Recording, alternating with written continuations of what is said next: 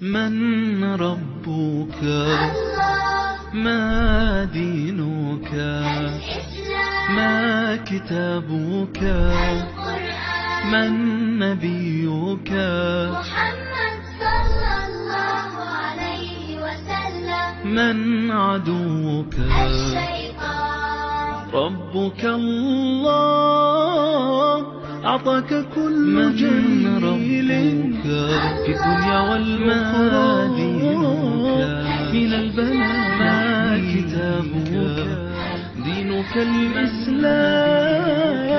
نوره والضوء رحمة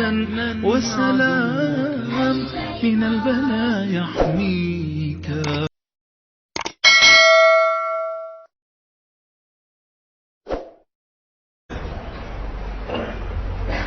haddana cumar uu socday waxaa la yidhi ninka aqalkaa gala waa nin shaarib alkhamri khamri buu cab markaasuu cumar yidhi ma magaaladii madiina khamri lagu cabaya sawniga dhintay ma cumar aqalkiibuu hor yimiday wuxuu arkay ninkii oo markaa islaantiisa wax u shushubayso qululubta ay weelashu hayaan markaasuu cumar aqalkii ku dhacay baa la yidhi markaasuu ninkii baa yidhi yaa cumar joogso ittaqi allah ilaahay ka yaab anu hal amar oo xukuma ayaan jebiyey adigu laakiin 3 aayadood oo quraan ayaad jebisay buu maanta oo maxay waxa la yiri wala tajassasu dadka muuminiinta kale walaalahooda inay ceebahooga doodoonin raacin adiguna ceebtaydii baa daba gashay buu kay aayada waad ku xad gudubto waad jebisay waatul bayuta min abwaabiha baa la yiri albaabada aqalada ka soo galay baa la yiri adiguna albaabki kama soo galin waad soo dhacday buu kay لا تدخلوا بيوتا غير بيوتكم حتى تستانسوا وتسلموا على أهلها بلا يري أقلها كوينا هين هجلنا إلا أهل كوجود إذن يا صلاتان إذن كقالتان مويان أذقنا صلانا يجماعة قادين إذن يمادوا يدسم بكير مركز سيدنا عمر بن الخطاب ويبالي شب أفكا يتوقف صدي أيو كسب حياة قلب maalin dambe Umar ninkii ka arkay isagoo xalaqada dhex fadhiya markaas uu yeeray wuxuu 3 aayadood oo quraanka ku taala inaan jabiyay umada maadii sheegtay anigu kuma sheegin waa ku asturay anigu be markaas saxaabigiina wuxuu dhimay ninkii muslimka ahaa wuxuu dhimay ya amiir almuuminiin hadal adigu ay asturtay aniguna waan ku asturo kuma sheegin buu keenay ya amiir almuuminiin bishaarayso maalintiiba anigana khamri igu dambeeyso waan ka toobad keenay umad isasturaysa jacel isku xidhiidhsan weeyaan Abdullah ibn Rawaha radiyallahu anhu xaaskiisa dhabteeda isagoo ku jiifa ayay lilma ka daadatay markaasay aragto way la ooyday iyadiina markaasuu ku indhaha kala qaado wuxuu ku yiri maxaad la ooyaysaa markaa bay tiri daado ooyay baan ku arko anna waan kula ooyay bay tiri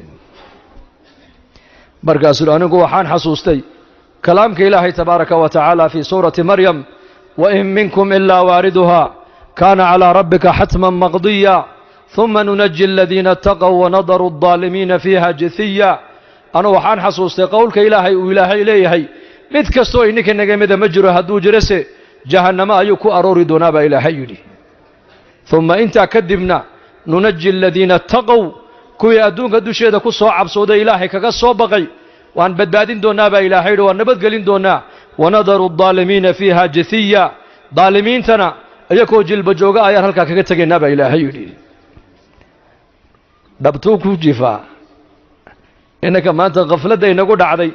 قاري صوت في عن أو قرآن معان قداشيس إنكو كتو كنينا أيانا دويدين حسابينينا وان مهرد ديني كفكرينا أيكونا حاسسكو قد دبتو دا أيكو كجيفا أي جنة دي آخرة دي النار تحسوسنين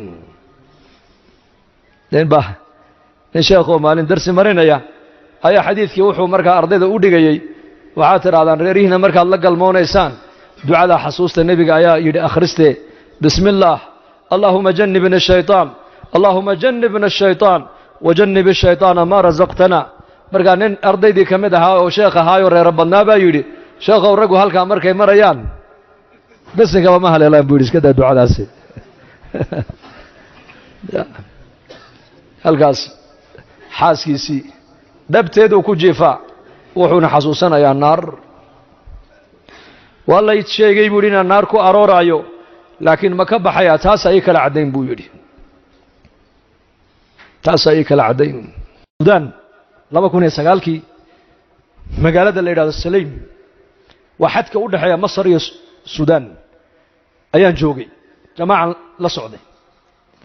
nin caalima ilaa imka ninka caalimka waan xasuustaa magaciisa Sheekh Saabir Ali baa la oran jiray allaama khatiiba oo ilaahay uu siiyey quwwata albalaaga walkalaam walfasaaxa ayaan gurigiisa ku buuqday miskiidku wuxuu qaadaa taqriiban ilaa 10 kun oo qof markaasaa jamaacaddii miskiidkan lagu tidhi yaa jamaacata Jabuuti dhegaysta masaajidkan 2 saaca subax uu buuxsami doonaa balaas waa la kala waayi hadda imika sii diyaar garooba masaajidka alaabtiina meel dhigta balaasa sii qabsada sidee ninka khatiibka halkan waxa looga yimaada 100 kilometer ba khudbadiisa looga yimaada haynooga yahan ziyaarane daa'iman jamaacadada tartiibta waxa kamida ma nazalu fi manzil haday magaalo ama masjid ku dagaan laabada waa in sheekha caalimka ziyaartaan gurigiisii baan ugu tagnay markaas jamaaca ku joogtaa la yiraahdo soo gala buu naga waan galay khudbad buu qadar ku diyaarsanayay waa khatiib waliba warqada uu ku qortaa maahina waa يعني يخطب بدون الورقة مركاسو نقول من أين مركاسو نقول من جيبوتي ويا جيبوتي ها طريقات صومرتين وعكيد واحد صومر جيبوتي صنعاء خرطوم إلى قرية هذا وحن كوي منه بس ما حد مسافة أنت على قاعد صوق شيء بودي بليش هيك مركاسان اللي وحنو صوق اللي لإصلاح أنفسنا waxaanu soo galay sheekh waxaanu soconaa baan ku yidhi liislaaxi anfusina thumma buudi walitadhkiri ikhwanina iyo dadka walaalaha iyo muslimiinta inaan soo baraarujino soo ziyaarano thumma walihya'i juhd an-nabi alayhi salatu wassalam dadaalkii nabi maxamed oo ummadda uga tagay dhaxalka ahaana ee ummaddu ay culimada ku weecisay dhaxalkii caamaduna adduunyo u jeesatayna inaan caamada u sheegno oo ku nidhaano dadaalka diinta inikana caamay waa la inaga rabay culimada la shaqeeya oo garab culimada siiya markaas uu kalaam ajiib wax kale uma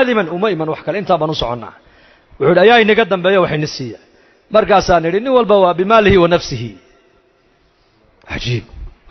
wakaay sharabkii buu noo dhigay kolkaan cabnay buu naga yiri bas waa niiman masjidka iska socda annagu waxaan leenahay ninkani su'aalaha sidoo noo weydiiyay daqiiqa tolo khudbadii dhanayd ba bilow ka soo diyaari uu tabliiq ajiib mambarkii mar ali markuu fuulay hadalkiisa waxa ka bilaabay jamaaca iigu timiday buu guriga waxay igu yiraahdeen waxaan ku yiri maxaa dalka u timaadeen waxay igu yiraahdeen waxaan u soconaa islaaxa naftayada waa taan annaku maanta aan ilowsanahay buu hadaan culumanahay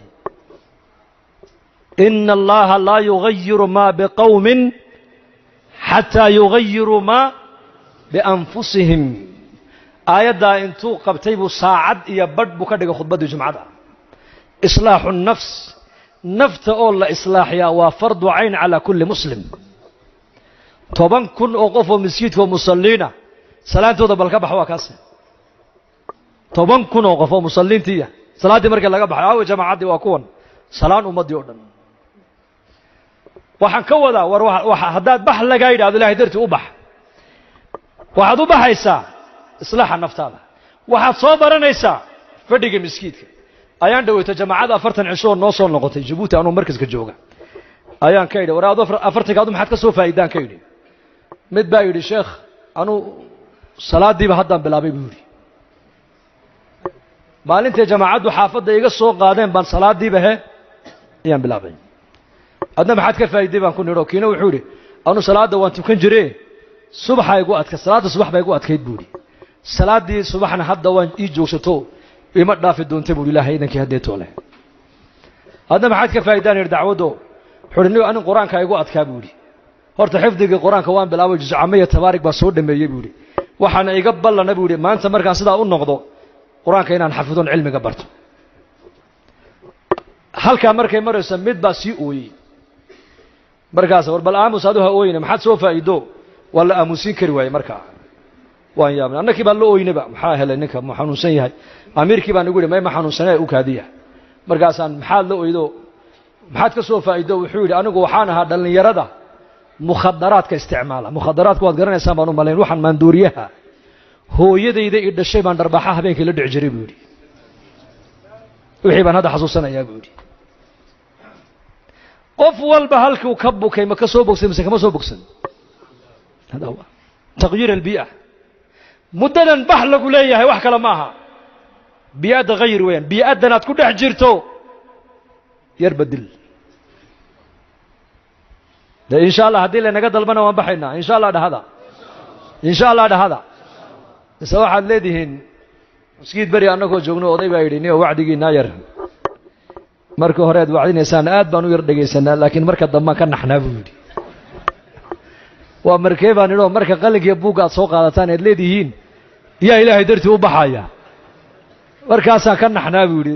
waxaan idhi haddaba i dhegayso baan ku yidhi adeer ninku markuu dhakhtarka tago isagoo xumad ahay soo jiran ayaa waxaa loo sameeyaa irbadda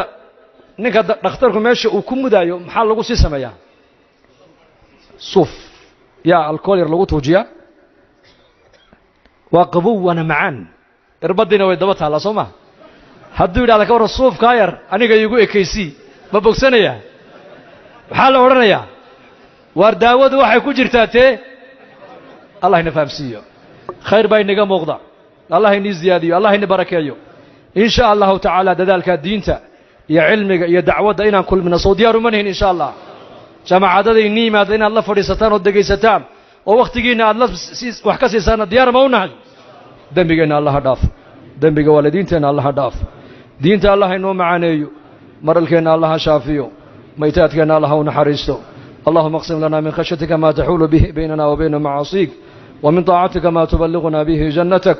ومن اليقين ما تهون به علينا مصائب الدنيا ومتعنا اللهم بأسماعنا وأبصارنا وقواتنا أبدا ما أبقيتنا واجعل الوارث منا واجعل ثارنا على من ظلمنا وانصرنا على من عادانا ولا تجعل مصيبتنا في ديننا ولا تجعل الدنيا أكبر همنا ولا مبلغ علمنا ولا تسلط علينا بذنوبنا من لا يخافك فينا ولا يرحمنا اللهم ألف بين قلوبنا وأصلح ذات بيننا واهدنا سبل السلام واخرجنا من الظلمات إلى النور وجنبنا الفواحش ما ظهر منها وما بطن سبحانك اللهم وبحمدك نشهد أن لا إله إلا أنت نستغفرك ونتوب إليك سبحان ربك رب العزة عما يصفون وسلام على المرسلين والحمد لله رب العالمين